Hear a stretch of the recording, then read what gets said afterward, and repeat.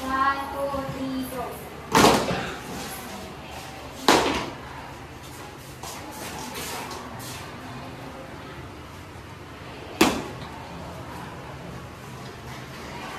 What is the Paradox Support by Carlos Busa? What is?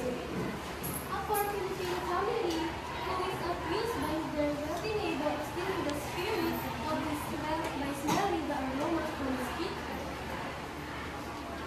Scene 1. The happy family. The stage lights up, the family sit together, laughing and playing. Ah!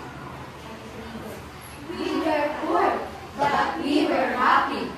My father was always laughing, and so were we. Although we didn't have much, we smelled the delicious food. Delicious! Of our wealthy neighbor every day.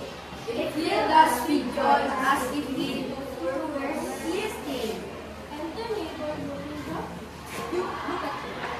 Laughing and growing healthier every day, while my children grow weaker. It's not fair. Scene 2. The opposite.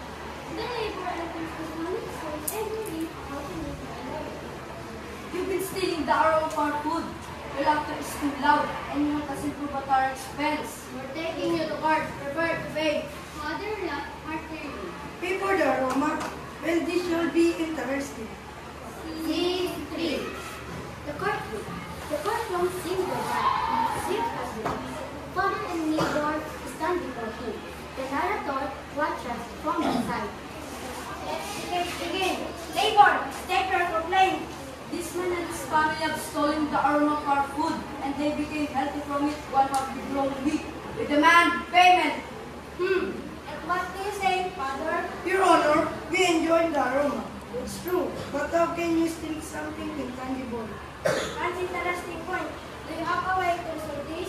Father pulls out a small bag of $1 There is payment. Your Honor, the sound of money or the smell of food. The courtroom erupts another event that God's life.